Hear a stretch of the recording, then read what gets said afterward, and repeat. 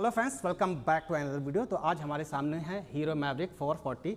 इसका आज हम रिव्यू वीडियो करने वाले हैं। तो ये बाइक आपको जो हीरो की प्रीमियम शोरूम है वहाँ पर मिलेंगी। जैसे कि हीरो की जो प्रीमियम बाइक्स हैं लाइक कि हार्ले डेविडसन X440 है या कि मैवरिक है, वीडा है, ये तमाम बाइक्स जो इनके हीरो के प्रीमियम शोरूम है वहाँ मिलेंगे। और अगर लखनऊ में इस बाइक से रिलेटेड अगर आपको कोई इन्फॉर्मेशन चाहिए तो मूसाराम हीरो प्रीमियम शोरूम में आप विजिट कर सकते हैं, जो कि मड़ियाव में है। Adjacent to Madiyaon police station आपको ये शोरूम दिख जाएगा। तो बात कर लेते हैं इस मैवरिक 440 के बारे में। तो इसमें आपको 3 वेरिएंट देखने को मिल जाते हैं। तो इसका ये जो बेस वेरिएंट होता है उसमें आपको स्पोक व्हील के साथ में मिलता है और ट्यूब टायर के साथ में ये आती है। इसमें आपको ब्लूटूथ कनेक्टिविटी नहीं मिलती है। और इनका जो मिड वेरिएंट है इसमें आपको एलॉय व्हील्स के साथ में ट्यूबलेस टायर मिल जाते हैं और ब्लूटूथ कनेक्टिविटी तो इसमें भी नहीं मिलती है। बट इनका जो टॉप मॉडल है, टॉप मॉडल में आपको जो है एलॉय व्हील के साथ में ट्यूबलेस टायर मिल जाते हैं। एलॉय व्हील भी डायमंड कट में आपको मिल जाते हैं। साथ ही साथ ई सिम बेस्ड आपको ब्लूटूथ कनेक्टिविटी मिल जाती है। तो अब बात कर लेते हैं इस बाइक के प्राइस के बारे में। तो इसका जो बेस मॉडल है वो आपको 2,14,000 रुपये एक शोरूम में मिल जाएगा। और अगर जो इसके मिड मॉडल की बात करें तो 2,19,000 रुपये एक शोरूम में मिल जाएगा। और इसका जो टॉप मॉडल है वो आपको 2,29,000 रुपये में एक शोरूम में मिल जाएगा। और अगर बात कर लेते हैं इनके ऑन रोड प्राइस की तो इसका बेस मॉडल है 2,59,000 ऑन रोड प्राइस लखनऊ में मिल जाएगा। और अगर इसका जो मिड मॉडल की बात करें तो 2,65,000 रुपये ऑन रोड प्राइस है। और टॉप मॉडल के प्राइस की बात करें 2,76,000 रुपये लखनऊ में ये आपको अवेलेबल मिल जाएगा। तो अब बात कर लेते हैं इसके बिल्ड क्वालिटी की। तो बिल्ड क्वालिटी काफ़ी सुपर है। फ्यूल टैंक की बात करें तो ये आपको मेटल में मिल जाएगा। इसका जो मड गार्ड है ये भी आपको मेटल में मिल जाएगा। हाँ, इसके जो साइड पैनल्स हैं ये आपको फाइबर बॉडी में देखने को मिल जाते हैं। लुक वाइज बात करें तो ये आगे से बहुत ज़्यादा एग्रेसिव होती है। इसका ज़्यादातर वेट जो है फ्रंट के साइड में रखा गया है। जो होता है ना आगे की तरफ से डिप होती है, कुछ उस स्टाइल में इस बाइक को बनाया गया है। तो चलिए आप शुरुआत करते हैं इसके फ्रंट प्रोफाइल से। तो आपको फ्रंट में ऑल LED सेटअप मिल जाता है। फ्रंट में आप देखेंगे तो यहाँ पर प्रोजेक्टर लाइट मिल जाते हैं और यहाँ H शेप में DRLs मिल जाता है। आपको एक बार हम ऑन करके दिखा देते हैं। तो जब ये ऑन करते हैं तो ये एस शेप में DRLs ऑन हो जाते हैं। और अब अगर हम बात कर लेते हैं इसके सस्पेंशंस की तो आपको यहाँ पर टेलीस्कोपिक फॉक सस्पेंशन मिल जाता है। इनके अगर डायमीटर की बात करें तो ये 43 mm के डायमीटर के सस्पेंशन दिए गए हैं और इनकी ट्रैवल लेंथ अप्रॉक्सीमेटली 97 mm की ट्रैवल लेंथ दी गई है। अब यहाँ पर देखा जाए ये एक प्रीमियम बाइक है, तो अगर इस बाइक में USD फॉक सस्पेंशन होता तो वो ज़्यादा बेहतर होता है, क्योंकि प्रीमियम की एक्सट्रीम 160 आती है उसमें आपको USD फॉक सस्पेंशन मिल जाते हैं जो काफ़ी कमाल के लगते हैं। तो यहाँ पर मुझे थोड़ा सा लगा कि यहाँ पर थोड़ा सा अपग्रेड करना चाहिए था। फेंडर्स की बात करें तो फेंडर इसको थोड़ा सा स्पोर्टी नेचर देते हैं। जैसे कि यहाँ देखेंगे तो थोड़ा शॉर्ट रखा गया है। बात कर लेते हैं इसके टायर प्रोफाइल की। तो जो हमारे सामने अभी जो मॉडल खड़ी है ये मिड वेरिएंट है और इसमें आपको एलॉय व्हील मिल जाते हैं, साथ ही साथ ये डिस्क ब्रेक मिल जाता है। अब इसके टायर की अगर बात कर लेते हैं तो इसमें 110/70 सेगमेंट का 17 इंच का टायर दिया गया है। बेसिकली ये रेडियल टायर है।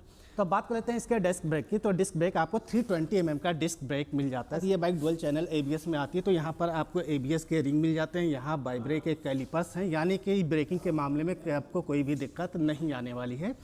यहाँ पर देखते हैं तो यहाँ पर रिफ्लेक्टर मिल जाता है। अब अगर इस बाइक के इंजन की बात कर लेते हैं तो इसमें 440 cc का ऑयल कूल्ड इंजन आपको मिल जाता है। और अगर पावर फिगर्स की बात करें तो इसमें 27 bhp का मैक्स पावर आता है, जो कि 6000 RPM पर आता है।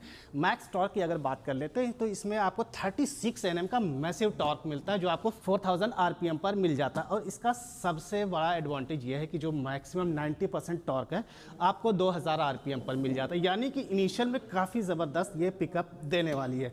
फ्यूल टैंक की बात कर लेते हो 13.5 लीटर का फ्यूल टैंक दिया गया है। 13.5 लीटर काफ़ी ज़्यादा सही होता है। आप अगर लंबा ट्रैवल करते हैं तो वहाँ भी कोई दिक्कत नहीं आने वाली है, आप काफ़ी लंबा डिस्टेंस कवर कर पाएंगे।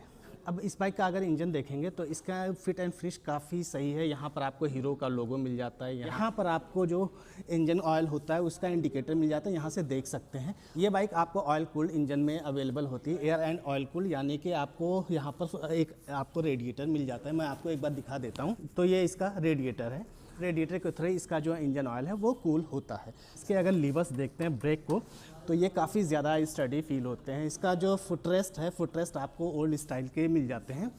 और साथ ही साथ अगर इसके फ्रेम की बात करें तो इस बाइक में आपको ट्रेलिस फ्रेम मिलता है। ट्रेलिस फ्रेम आपने ज़्यादातर KTM की बाइक में देखी होंगी, जो यहाँ पर विजिबल होती हैं और बहुत ज़्यादा स्टडी होती है, बहुत ज़्यादा स्टेबिलिटी प्रोवाइड करती है, हैंडलिंग ज़्यादा अच्छी होती है।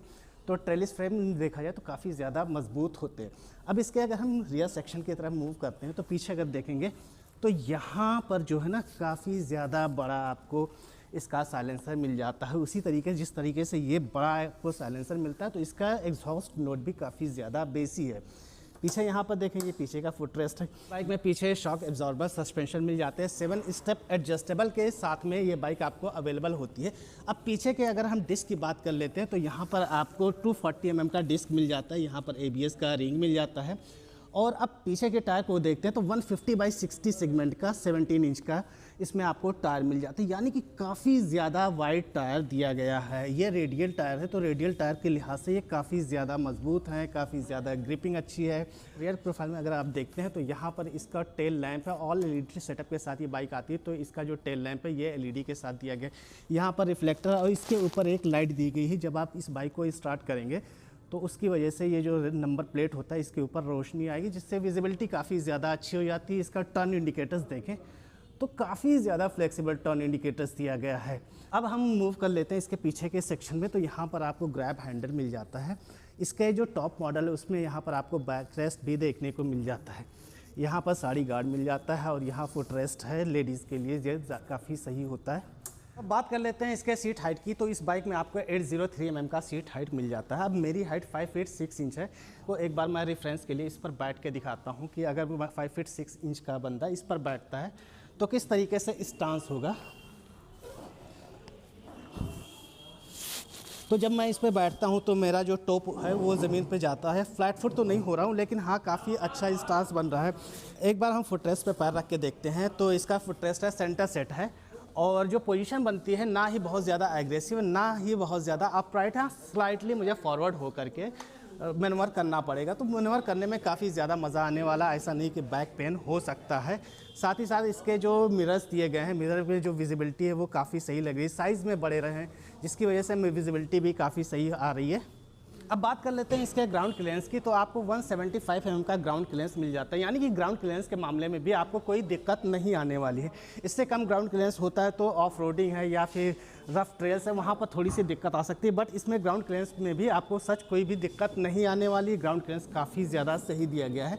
अब बात कर लेते हैं इसके हैंडल के, तो इसमें आपको काफ़ी ज़्यादा वाइड हैंडल बार मिल जाता है, जिसकी वजह से मनवर करना काफ़ी ज़्यादा हो जाता है। जो इसकी एजाइलिटी होती है काफ़ी ज़्यादा अच्छी हो जाती है। अब इसके अगर हम स्विचेस की बात कर ले तो यहाँ पर स्टार्ट का स्विच दिया गया है, यहाँ हज़ार्ड का स्विच दिया गया है। राइट साइड में सिर्फ 2 ही कंट्रोल्स देखते हैं, यहाँ पर कुछ स्पेस रखा गया है कि अगर फ्यूचर में कुछ इसमें इंप्लीमेंट करना होगा तो यहाँ से इंप्लीमेंट कर लेंगे। राइट साइड में देखते हैं तो राइट साइड में यहाँ पर टर्न इंडिकेटर्स मिल जाता है और यहाँ पर हॉर्न का स्विच दिया गया है। इस बाइक में अगर बात करें तो यहाँ पर आपको चार्जिंग पोर्ट भी मिल जाता है, जिससे आप अपने मोबाइल फ़ोन को चार्ज कर सकते हैं। इस बाइक में आपको स्लीपर एंड असिस्ट क्लच मिल जाता है, जिसकी वजह से इसका जो क्लच होता है काफ़ी ज़्यादा लाइट होता है, आपके फिंगर पर कोई प्रेशर नहीं आता है। इसमें आपको हज़ार्ड सिस्टम भी मिल जाता है, आपको एक्स्ट्रा हज़ार्ड सिस्टम लगाने की ज़रूरत नहीं होती है। एक बार इसके इंस्ट्रूमेंट क्लस्टर को ऑन करके दिखाते हैं कि इसका स्टार्टिंग सीक्वेंस कैसा है। तो स्टार्ट करते हैं तो कुछ इस तरीके से इसका स्टार्टिंग सीक्वेंस है। यहाँ तमाम इन्फॉर्मेशंस मिल जाती हैं।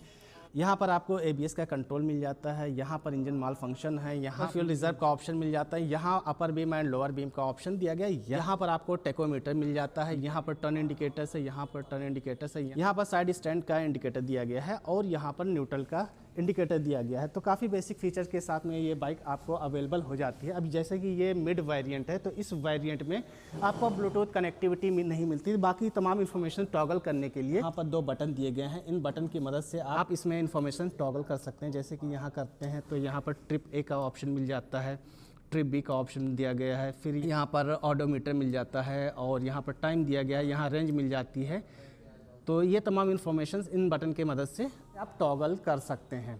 चलिए अब आपको इसका एक बार एग्जॉस्ट नोट आपको सुना देते हैं कि इसका एग्जॉस्ट नोट कैसा है। तो इसको एक बार ऑन कर लेते हैं। तो गाइस इस बाइक में अभी जो फ्यूल नहीं पड़ा हुआ है, इसकी वजह से स्टार्ट नहीं हो रहा है। तो चलिए हम आपको दूसरा इसका जो मॉडल है उसमें आपको इसका एग्जॉस्ट नोट सुनाते हैं।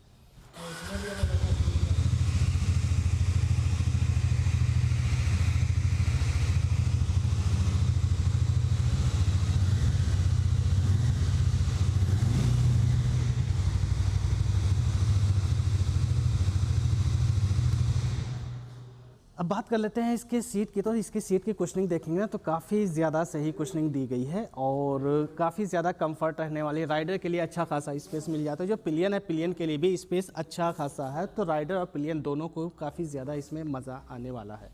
वेल तो ये हीरो मैवरिक 440 का एक रिव्यू वीडियो था। अगर आपके अभी भी कोई और क्वेरीज हैं तो यहाँ प्रीमिया शोरूम में विजिट कर सकते हैं या कमेंट कर सकते हैं, हम उसको रिप्लाई करेंगे।